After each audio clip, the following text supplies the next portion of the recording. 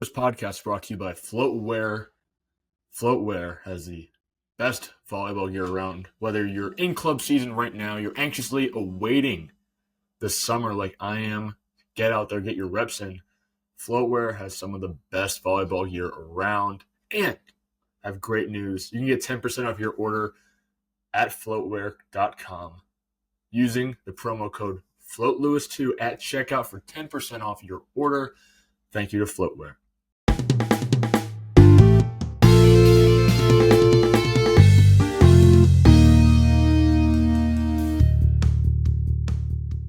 Now we're doing something a little different today. We're not doing the usual. I get a guest on and we do a little interview. I'm sticking to this. We're doing one podcast a week at least. We have some guests coming in the future. Those are happening. I got a cool one tomorrow for my Rhode Island friends. One that's pretty exciting. I'm happy about that one. But we're going to talk about my 5 favorite sporting events that I've attended in my life. Now I haven't been to that many. And when I was doing the list, when I was breaking it down, I was thinking about, I went through everything I've been to. There's a really neat app. What am I, 100? There's a cool app called Memento. And this is not a plug. I'm not making any money off of this. But it's a really cool app that tracks all the concerts and sporting events you've been to, college and professional. And it's just an app that holds all the stats from the game, we'll say. Every photo and video you take, and you can insert it onto the app. If your friends also have the app, you can like tag them in it. It's fun. It's like a fun thing. No one really has it. It's still pretty niche. I liked it. I think it's a fun thing. I use it whenever I go to an event. But, while I was thinking about that, I came across the idea of, why don't I just do my 5 favorite sporting events? And I have honorable mentions. But first, last Saturday, it'll be about a week ago now, I went to the Providence St. John's game at the Amica Mutual Pavilion. What a game! So a lot happened. if you haven't heard, I'm gonna break down what happened exactly and what I was doing there, because I got really good seats. For some context, my friend Ethan enters a lot of giveaways, too many. I do as well, but I've never won. He finally won courtside seats from Big Tony's Pizza. Not a plug either, not a name drop, not a plug. And me and him have been going to sporting events for close to a year now. It started when we went to Celtics Knicks, which I'll talk more about later. We went to a bunch of sporting events. Probably we're getting close to 10 at this point, if not 10 already. And it's been cool. And those seats were crazy. We're like very close to the baseline and on St. John's bench side. So there's like highlights where you can barely see me. I'm like 8 pixels in the background. It's very, very fun. But so not only was the seats awesome, like the seats were incredible. We had this VIP access to these back rooms, and and I was worried it was gonna be some like eyes wide shut type of shit, but no, it was very cool. Obviously I'm kidding. It wasn't anything like that. Everyone was very nice. It was obviously people that were either won giveaways like I had, or they were very wealthy people who could afford these courtside seats, and it was nothing crazy. It was just a back room with a buffet of food and drink and alcohol beverages that I'm not old enough to drink. So, it was cool though. Like, it's very cool. You get a little wristband. I think I have it somewhere. I probably should have brought it to show off. It's not anything crazy, but it's definitely cool being back there and just like seeing what the other side's like. And like everyone's out there paying $25 for a popcorn, and you're just like, get my own. It's pretty awesome.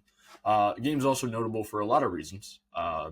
First of all, Rick Pitino is just like an all-time like legendary basketball coach. Tim English has a different legacy with Providence. Providence fans don't like him. I'm not like a Providence fan necessarily.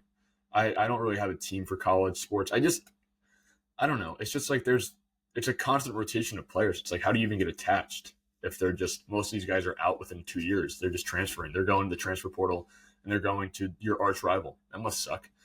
Joe Mazzulla was present at the game, which was very cool. They showed him on the Jumbotron, and he gave one of those. Classic Joe. Classic Coach Mazzulla. And Ethan, again, who I went with, went out during halftime to just take a walk, whatever. And I was like, I'm going to stay. I'm just going to hang out, just watch the I don't know, they have like middle schoolers do like a halftime thing where they play basketball, and I was like, I guess I'll just hang out here, whatever. He ran into Joe Mazzulla, and he got a photo with him, and I was like, shit, like, I can't believe that I missed out on that. Just kind of how that happened. But to talk about the actual game, so I didn't know going in that there was such this massive beef between Bryce Hopkins, who formerly played for PC, and Providence and the Friars. I was not aware of this going in, and so behind us is basically directly behind us. There's like a little gap, a walkway in between, is the Providence College student section. And I won't repeat some of the things they said because I find them to be something I wouldn't want a potential person that would want a potential partner to hear me say these words. But it wasn't kind. I made the joke that they're saying "good luck, Bryce Hopkins." It was not the word luck. It was a different word that starts with a different letter. Anyway, yeah. So the crowd behind us was toxic. It was kind of to a certain point. It got a little strenuous. It was just like, and I'm not going to say, like, who am I? Like, who am I to stand up to these kids that are probably older than me, have more money than me, or their parents at least do, and they go to Providence College, and who am I to be like, can you be quiet? And it's a sporting event, so I'm like, I don't know what I'm expecting. But it got a little tedious to hear that for the entire game, and it got to the point where they're fighting with parents of St. John's players. I assume they're parents because they're like families. So it may not be. It may just be random families. But I think a security person said to me, because I was like, what the hell is going on? And he was like, yeah, it's like, it might be. I think it's some parents. He said. So I'm like, okay. So these students who go to Providence College are fighting with parents of St. John's, and I don't know who started it. I do know that a lot of people got kicked out, and I haven't begun to tell you about the game itself. But the crowd, you need to understand the volatility, which is probably not even a word. But the crowd was volatile towards the players, towards the other fans, the other people gathering at the game, and it's like, and I get it. Like, people get really excited about sports, especially college students, and when it's their team, they love it, and I get that's awesome. I'm happy for you, but there's kids, man. Like, there's young kids at these games. Like, imagine like you're a player in St. John's and you have a 10-year-old brother in the stands and they're hearing all this nonsense, just like F Bryce Hopkins. Like, you don't want your kid, you don't want your Sunday, or you don't want your brother, excuse me. You don't want your brother to hear that. And there was some chatter about Bryce Hopkins having a baby mama, which I don't know anything about that. I'm not even going to pretend like I have an opinion on this, because like I did some research ahead of time just so we could kind of set the stage. So for those not in the know, and this was me before I did the research, Hopkins, he tears his ACL in January of 2024 against Seton Hall. He misses the remainder of that season, and he misses a bunch of games the next season. And I think he plays three games in 2025. Not really anything crazy. He averages 17 and 8 in those 3 games. But again, 3 games is not good volume. It doesn't reflect if a player is good or not. But I know I lost the metal bottle. Sucks. Kim English publicly says that he wants Hopkins to return because he has like a redshirt season because of the injury. So he gets an extra year back if he wants to compete again. And there's rumors, and then he enters the transfer portal. And based off articles I've read, it was between basically Georgetown or St. John's. So it was between him reconnecting with Ed Cooley or going to St. John's and playing under Pitino. Again, kind of a big deal. Like, these teams they're all both Georgetown and PC and St. John's and PC are rivals. Like historically, especially Georgetown and PC, the whole Ed Cooley going from PC to Georgetown, I remember it happening. And I didn't follow college basketball, so I really didn't know much about it. All I knew was that it was basically like there's blood in the water as soon as Cooley as soon as that game happened. And I actually got to see a different game earlier this season, Georgetown versus PC. And it's the same thing. And this was a couple of years ago now, I think, that Ed Cooley thing. And fans are still this volatile. And it may sound like I'm being very neutral about this, and I am, because I'm not a Georgetown, St. John's, or PC fan.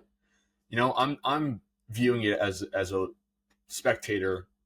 I'm not a huge college basketball fan, but I think I need to at least do a segment on St. John's in this game, just so I can mark this moment. Like this is a landmark game, I think, for a couple reasons, and I think the crowd is one of them. Like I don't remember if I've ever been to a sporting event where the crowd was this angry at one player. And I get it, like a player leaves in the transfer portal, but this is the reality of the transfer portal. And this is why so many people are against it, because a player can just up and leave and they don't have to like get a suspension. They don't get hit with anything. Then they just they can walk if they want.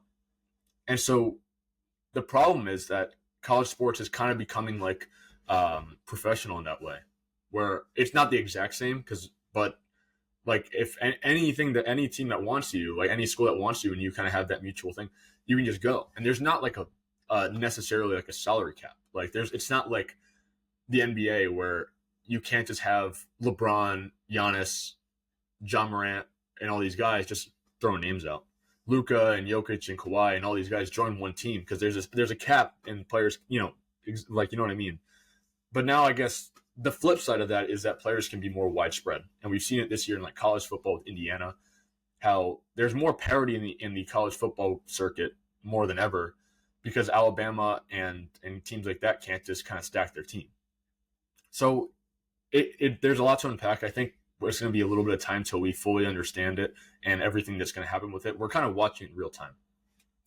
And I've talked to a bunch of people that work in the Division I college like circuit, at least around here, like their thoughts on it, and the opinions are very mixed. Like both coaches and administrators, there's not like a one opinion, even with people at the same school. Like I'm not going to name drop because first, it's very douchey, I think, to name drop all the time. I definitely name drop maybe too much. But also, like, I don't think this needs to get back to anybody. But I talked to some coaches in smaller sports that aren't basketball or football, and they were like, I hate the transfer portal.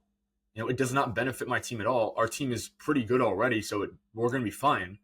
But this sets a bad precedent. But then you have administrators who are not coaches saying it's a great thing and that they actually enjoy it. So it's very much a case-by-case thing. And again, it's going to take some time until we fully understand everything that's going to happen with it. I think they're going to set some limits. They should.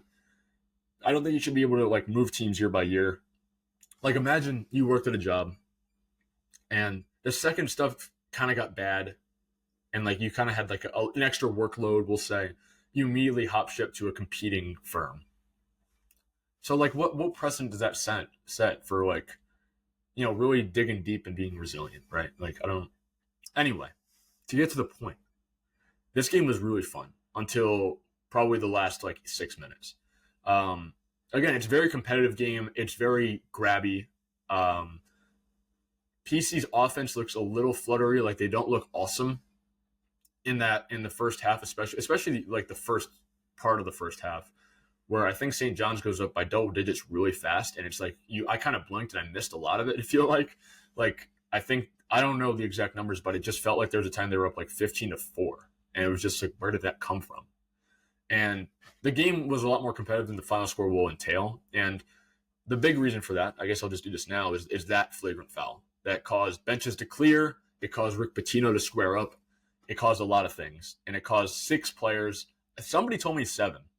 Unironically, I think somebody said 7. And again, like the 6 players get ejected. I think it's 3 and 3.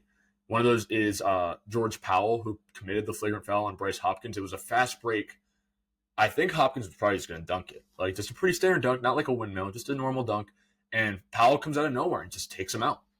And I didn't get the play on video. I think I got some of the fight on video. It's not, the play, you want to see the play. It's like when Kevin McHale got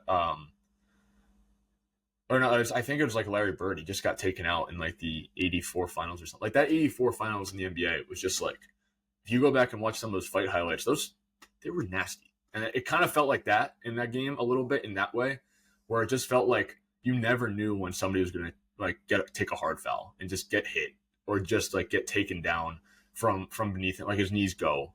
Like that felt like the energy. And as soon as all those ejections happened, the game is delayed for like what felt like 20 minutes. It probably wasn't. It felt like 20 minutes. And people are just waiting around. I'm talking to people around me. I'm just like, what do you guys like? What I'm asking people what they make of it, just so I understand like the context. Because I'm not going to ask the PC fans behind me. I don't think they have any interest in having a conversation about it. Just a guess.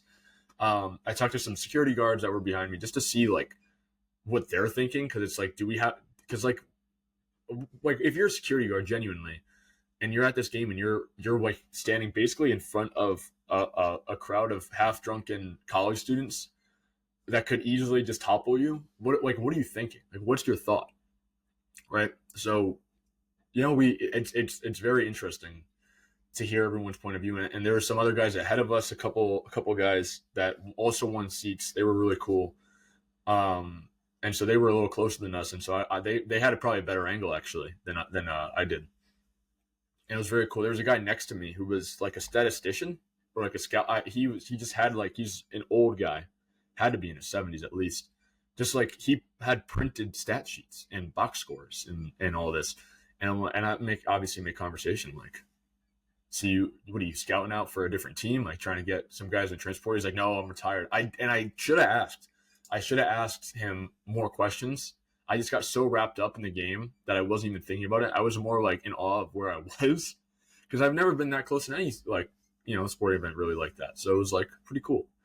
And, you're sitting, it's kind of like a murderer's row of just like a bunch of like very obviously wealthy people. And then me and Ethan, who are not, right? Like we're just kind of normal kids and we're just hanging out. So that was cool. Like it was like really cool. Everyone was really polite and nice, other than like, I mean, I didn't interact with any of the PC fans really, just kind of the people in my area, and they were all really cool. But again, like the energy shifts from this point on. Like to get back to the game, like the energy basically immediately shifts, and like I'm picturing now in my head, and I'm just thinking like, okay, so I just saw a guy get taken out. Every bench is cleared. Like if you didn't know what was happening and you just looked at St. John's bench, there was nobody there. I don't think a single, even like a towel boy was around there. Like it was just empty, and the fans are loving it. They're going nuts, and it's hard to contain, like, because you're almost like, you're like, yeah. It's like, and you shouldn't like that. It's a basketball game. You shouldn't be like, yes, yeah, hit him, get him. And again, I have no dog in this fight, but it's just like crazy to watch a sports fight happen in front of you. And and obviously I think my opinion is no matter what a player does to your team, even if they leave you and they like kind of tear your heart out, so to speak, I don't think you should like physically assault them. I don't think that's right. Like, I don't think that's a hot take. And there's people that think I'm wrong. Like there's people that are like, yeah, you're crazy. And I'm like, no. And from that point on, the energy shifts, and St. John's is running like 7 or 8 guys deep, I think, because they had a bunch of injuries. They had I think it might have been 3 or 4 guys gone, just taken out of the game. And yeah, so I think they had 3 or 4 guys hurt and then 3 guys, whatever. So it's probably about 8 people they're running, maybe 7, and they win by 10. And like the final score is the least interesting part of this game because everything leading up to that fight and the final score is the least important part because like the game was still kind of interesting again until the last 5 minutes where St. John starts to pull away. PC's missing easy shots, and St. John's just has guys that are just hitting from everywhere. It felt like there was one player, I'm bad with names, especially college basketball player names, but he was genuinely 5'11" point guard for St. John's, who had a night. He had like 20-something points and like 3 assists, and he was unbelievable. And the guys behind me are like, obviously, like the opposing team's not going to be nice to a guy that's having a good day. Doesn't happen. But still, like this guy's going nuts, and it feels like he's feeding off the crowd. Like it feels like these words are like giving him a boost, and he's tearing it up. He's hitting threes. He's hitting like he hit a transition 3, and the crowd just silence. Like you wouldn't even know a basketball game was happening. Like and obviously the PC crowd was pissed.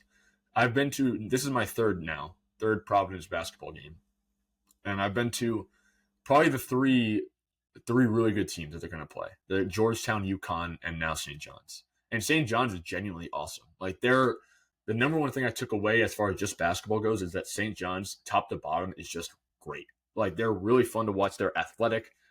All their guys can score anytime. Really, it felt like they have good spacing. They have some big men that are really strong. They had one big guy who has like kind of wild hair, and he was awesome. Like he was not scoring a lot, but his defense and hustle and his rebounding instincts were like great. And I'm talking to the scout, that old guy next to me, and I'm like, you got to look out for this guy. This guy's good. Like he can play. Obviously, he's running with these guys. They just have a ton of like guys. They have so much depth, and then PC is. I don't know if they ran out of gas. I don't know if maybe like the fight got to them. Because again, the energy shifts. Like it feels like a totally different game after, where it felt maybe way more competitive leading up to it, and then that happens, and it's kind of the climax, and then it just feels like a sharp decline. Now, I say all of that just to kind of gauge where we're at, right? Like as just in the college basketball realm, and someone who hasn't been to many games, I've been to a lot more recently, and it's interesting. Like it is to watch this unfold live is crazy. Now, I want to do my top five sporting events that I've attended in my life. And it's comes with the caveat that I really haven't been to any up until like 2024, which is not that long ago. I'm trying to think the first like major sporting event I've been to that was like either Division 1 sport. It was probably 2024, maybe a little earlier than that. Now I have honorable mentions here. I don't know. I could have just done 10, but I decided to do 5. Honorable mentions. Chargers versus Patriots in 2024. I believe it was December. Regular season game. Not anything like too notable happened. I remember I had Ladd McConkey on my fantasy team, and I think he had like 3 touchdowns or something like that, or maybe he had 2. But he had like an awesome night, and I won that week. And that's probably the most memorable part.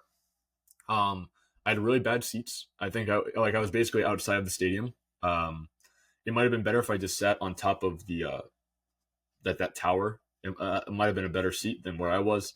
I was just in a sea of drunken Patriot fans that obviously love their team, but it was freezing out, and so it's not really the greatest environment to watch a football game.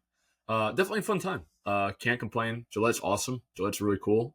Everything else was awesome. First NFL game I've ever been to. Still the only one I've been to since that, which is wild. I totally missed the boat on going this past season. Rays Red Sox in 2024 also. I believe it was a September game, maybe October. Again, nothing like that. I think it's September. I don't know why I said October. It's not. Again, nothing that notable. It was just my first time going to Fenway. So like to me, these don't really make it because these don't make the actual 5 just because nothing major happened. It was just my first time going to these places. Georgetown PC, kind of touched on it before, but again, the Ed Cooley thing and the rivalry with PC, the energy was kind of awesome, and it was my first PC game. So that was cool. Going to Amica, I think that had to be the first time. Maybe not. Maybe I went to something when it was still the Dunk, but cool. I have 2 Pepperdines back to back. Long Beach versus Pepperdine men's volleyball. Awesome game. Long Beach is just really good. So seeing those guys play, I have seen Long Beach play before. I saw them play Merrimack a couple years ago, and that game was crazy. And Long Beach absolutely destroyed Merrimack, and they played their backups, I think. At least most of them were backups. So memorable, Long Beach versus Pepperdine. Just the whole California trip. I've talked about it before in the travel log previously. Cool. Really cool. I loved it. It was fun. San Diego versus Pepperdine. This is actually kind of on the border of being in the top 5. I think I need some more time with this and the Long Beach game. Because I think they're still kind of fresh, and I need some time to sit on it and see if I really have the same memories in like a month or 2, and just be like, yeah, I think San Diego versus Pepperdine goes on the list. Anyway, really cool game. It went to overtime. It was right as soon as I got to LA, I got picked up from the airport by my friends. We immediately drive to Malibu to Malibu. Like an hour of traffic. It's crazy. We get there. We only get there in the second half is the problem. Like I missed the entire first half, basically. I think maybe I caught the last minute of the first half. But then from that point on, the game is nuts. Like the game is extremely fun. Not the biggest crowd you would have thought for Division I men's basketball in California, but like the Pepperdine crowd was crazy. Like the men's volleyball rather crazy. Great game either way. All right, now we're in the top five. Number 5 is George Mason versus Rhode Island men's basketball. Now you're like, this is random. It's not. First college basketball game ever. Just ever, straight up. I don't know how I never went to one before. It just never really came up. I don't know how I missed this. I missed a lot. So, shame to me. Went down the wire. Sebastian Thomas, who was a great college basketball player, had a game-winning and won. I'd love it, Sebastian. I don't know what you're doing now, but hop on the podcast, bro. I'd love to talk to you, man. I know you got stories. Yeah, this shameless plug. We're just doing that. Crazy. He had I have the video. I was watching it again, and I was like holding the phone and actually just watching, and so like the camera just loses the game a little bit. Anyway, he has 23, 3 and 3. Just a really good game. He's the only player on his team with double digits, and you could feel it in the game. Like you could 100% feel it. It felt like he had 40. Like it was one of those games where it just feels like your guy. You just have one guy that just feels like he's taking every shot and he's making it all. And he has a game-winning and one. Nearly sold out, as I remember. It was televised on USA, the network, which I just think was notable. I was looking at I didn't remember that. Obviously, I didn't watch it at home. But I went back and looked at the schedule. And I noticed that, and I was like, oh, that's interesting. And again, a conference matchup, an Atlantic 10 matchup between George Mason and Rhode Island. That's notable to some extent because there's a rivalry, obviously, in every conference game. All right, number 4. I don't know why I did that. Number 4 is very recently. Probably is it the most recent? No, it's not the most recent. This is from November. Pistons versus Celtics. Really great game, first of all. I went with my friends over Thanksgiving break. Ephraim, Nate, and Ethan, what's up? My guys. I miss all of you very much. Really good matchup between Jaylen Brown and Cade Cunningham. This is really early in the season. I think this is about like a month in. So everyone's still kind of like finding their feet a little bit. Detroit's absolutely on fire. I think they're like 15-4 or 15-5 at this point. Boston's not bad. They're a little above 500, but they're definitely not a bad team up to this point.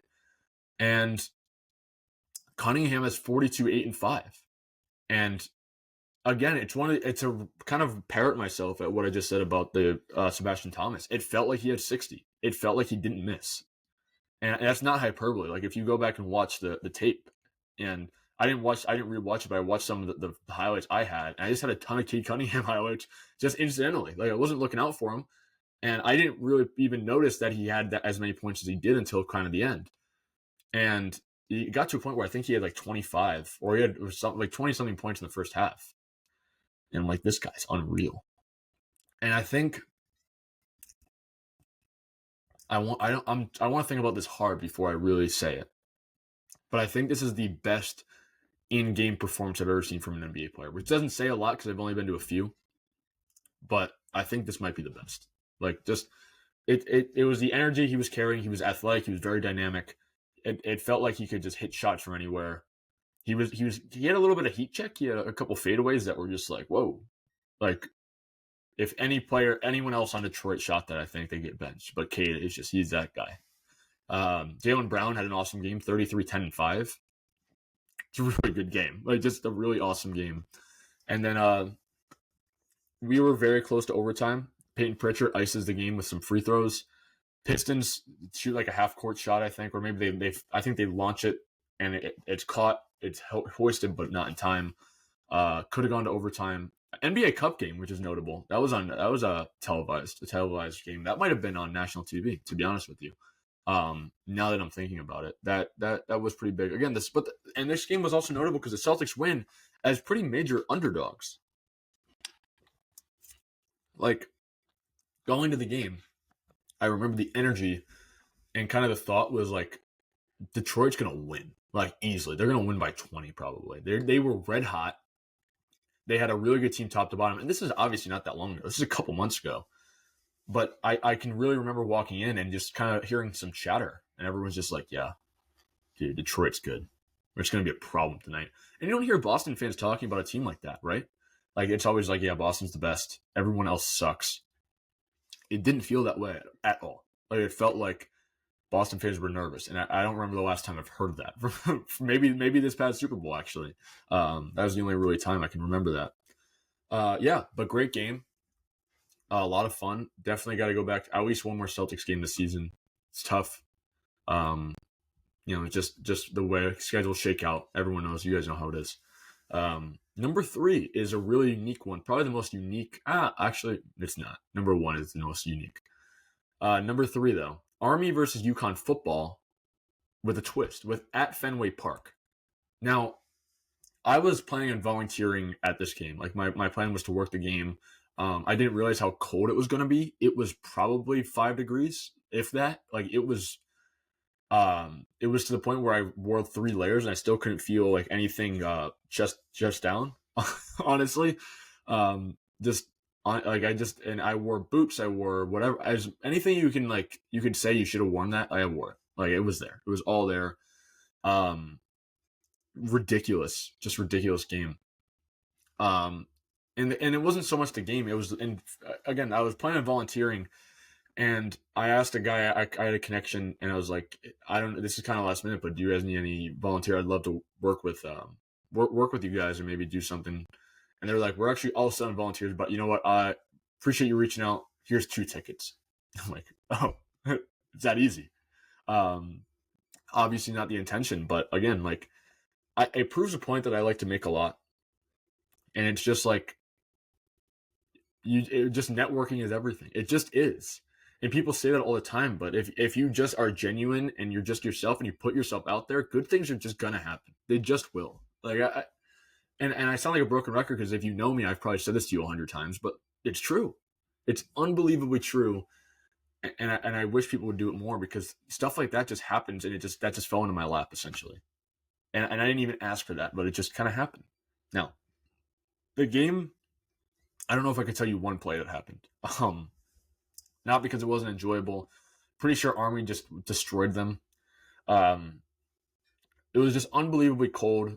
And you're kind of taking in the view, because it's like, it's not obviously not my first time at Fenway, but seeing a football game in a baseball stadium is very unusual. And that's obvious. That sounds very obvious, but being there, you're still like, you're working out in your head, and you're like, how did they fit you're doing the math, and you're just like, how did they fit a football field in this baseball field? And you don't think about the actual size, obviously, because I'm this dumb. But you're not even thinking about it. You're just thinking about like, how did they do this physically, like constructually? Again, the seats were crazy. Like, all right, so imagine the goalpost, the end zone, and maybe 10 feet of space, maybe a little less than that. And then a couple rows, we're in that 3rd row. So it's very close. Like it's so close that you could hear the chatter from the game. And that's cool. Like, that's cool that you can hear that. And you're just in the middle of all the action. And it's just, there's no better feeling. If it was like maybe 20 degrees warmer, I think I would have had a slightly better time. And maybe it would even be like number 2 on this list. But for everything that I just said, for the lesson it taught me, the lesson it reaffirmed in my head, I think 3 is pretty good. 2, this is probably the coolest thing I've ever been to, and it is Knicks Celtics, which happened May 14th. It was Game 5. Some background, a very competitive series. These 2 teams were pretty evenly matched. I was looking at the numbers, and although there was like 3 of the 6 games in the series were blowouts, like 20 or more points, I think, the teams were even. There was an even matchup between both the Knicks and the Celtics, just in statistically, and it just felt like watching these games. It just felt like these teams had each other's number. So it was kind of like the movie Heat, where it's just like Pacino and De Niro are just kind of circling each other, and it's just like you kind of don't even want either of them to lose. You kind of just like enjoying it. Sucks just didn't get a Game 7. This is the game right after the Tatum injury. In Game 4, I believe he goes down. And that's really obviously important to the story of the series. I still think the Knicks win the series. That's my hot take. I think some Celtics fans will deny that, will disagree. But I saw what they were like, the Knicks just being the Celtics before the Tatum injury. And Game 5 happens, and the Celtics seemingly have like this fire lit under them. And it's the old like you see in a Disney movie, a Disney sports movie, where it's like the star player gets hurt and now the team's got to rally behind him when he's out and just go win the series. And that's what it felt like in Game 5. The game was really cool, and it was the first time I've been to a Celtics game, first time I've been to an NBA game, first playoff game obviously that I've been to. Timothy Chalamet was there, which is just like. And it wasn't like, obviously they're not going to put him on the Jumbotron because he's a Knicks fan, but it's like, bro, that's Oscar-nominated actor Timothy Chalamet. Like, that's pretty big deal. I think that's kind of awesome. And it wasn't like some awesome game, though. Like, it wasn't like the Celtics won very handily. I think they won by close to 20, if not more. It was more the atmosphere that made it so awesome. And so it's weird because I picked now 2 games out of the 4 so far that weren't like that competitive, but it was more like the atmosphere of being in this arena and the energy you're feeling and just the sounds and the smells, and you're just taking it all in and you're not even thinking about the basketball for a good amount of time. And I think I like basketball. I like to think so. So the fact that I was thinking about that says a lot, I think. Luke Cornett, kind of the Luke Cornett game, so to speak. That's kind of how I remember it. He had 7 blocks. I think he had like 10 points. And there was like, it was like those memes where it's like a deep fried picture of Luke Cornett, and it's like you just got beat by, I don't know, whatever nickname they have for Luke Cornett, but like with the white Bill Russell or something like that. That's what they said, at least. White and Brown, Derek White and Jaylen Brown combined for 60. I think like it's something like 34-26 each, and just awesome. Like just great guard play. Great wing play from the two guys. They're tearing it up. In lieu of Tatum's absence, they're just on fire. It's awesome. Brunson at the end does the camera wave. He does the little wave to the camera, which got like meme to oblivion when the Knicks won. Kind of missed using that one again, I guess. Kind of just like bringing that one back. Yeah, awesome game. Brunson does the wave. Celtics fans obviously are booing him and all that, and then he comes back and wins Game 6, and he has an awesome game, and the Knicks win, and they end up losing the Pacers from that point on, and the Pacers lose the Thunder, and that's the NBA history. There's up to this point. Now, number 1, my favorite, and no one's gonna be able to. It wasn't even my number 1 at first until I remembered this happened. But it's Creighton versus PC women's volleyball. And I know what you're thinking. If you don't know me that well and you're maybe just accidentally tuning in, you're like, okay, tell me more. It was the first game I ever commentated on professionally, right? The story is, back in July, this past July, I got a call from this guy named Jeff, a guy who I worked with very closely. He's a mentor of mine. I worked under him at URI. When I interned there, I worked there for a few months. He taught me pretty much everything I know about the sports industry, at least up to that point. He's very, me and him are very close. I've learned so much from him. Again, a mentor to say the least. And he's taught me so much, and he's helped me so much. And that was probably the biggest thing that he's helped me with, was beginning my commentary career when I didn't even want to do it. I really was like, I don't know if this is for me. So he calls me one day. I'm on vacation. I think I'm in New Hampshire. And he's like, I have the opportunity of a lifetime. And I'm like, tell me more. And he's like, he had a connection. I forget how it went, but he was like, this person I know at PC, they said they need a color commentator for this day for women's volleyball. I know you love volleyball. What do you say? And I'm like, I've never done commentating my entire life, so let me get back to you. And he's like, you need to do it. He was like, you actually need to do it. And like, he was so serious, and I could tell he meant it. And I was like, all right, yes, I'll do it. And because I wasn't afraid to say no. Like that's what holds people back, is like, I think you should only say no like 10% of the time. I think you should say yes 90% of the time to things. Because if I didn't say yes, I think that I'm in a totally different spot right now. Which doesn't seem that big, but it just feels like it's like a confidence thing, just being on camera and being on the mic and just talking and just speaking and just describing what's in front of you. There's an art to that. Like, there's a skill. Again, it's so memorable for me because of that story, and I just remember it so clearly. And it wasn't that long ago. but like I couldn't tell you what I had for lunch yesterday, but I can tell you everything exactly how I felt in that moment because it felt like such a, it splits off. It's like I don't even know what it's called, but it's just like when a moment converges, and it's like you could go one of two ways. Now, again, I didn't know how. I was like, I have no idea what I'm doing. I've never done this in my entire life. And he said, you're gonna be great. And he ended up going to the game, which is awesome because he's like, I'm not gonna be able to make it. And I was like, it sucks. And he was there, and I was like, this is great. That's awesome. I was so happy to see him. Obviously, yeah. And again, it was as bad as you think. I wasn't great, and I kind of had the mic wasn't awesome, I guess, when I listened back, and a lot of people I knew tuned in, a lot of family tuned in, which is awesome, which is so cool. They tuned in, they're like, yeah, the mic was kind of rough, and I'm like, yeah, I know it was. Not in the moment, I did not know. I was just doing my best. I was, tripping over my own words, and again, this game happened in October. He told me about it in July. The game happened in October, so a couple months later, about 3 or 4 months later. I was there. I was sitting courtside at a PC volleyball game next to a guy named John Avino, who is an awesome guy. He's a great broadcaster. He taught me so much. He's a really cool guy. I hope he's doing well. I haven't spoken to him in a while, but he's a really cool guy. Definitely look that guy up if you're interested in broadcasting. That guy's the man. Tell him Connor sent you. Don't tell him Connor sent you. He'll be like, who is that? No, but the game was awesome. It was like so memorable, and just again that experience of just being courtside and being on the mic. It was so exhilarating. There was so much suspense and there was so much fear and there was a lack of confidence I had. But then like as the game went on, I kind of got a little more into it. I was kind of feeling myself. I got lost in the game a little bit, and I just kind of started to just riff and just it all rolled off the tongue.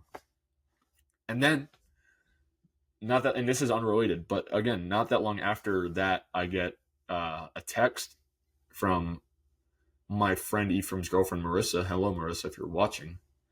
And she was like, would you like to broadcast some of the women's volleyball games for Merrimack? And I'm like, yeah, all right.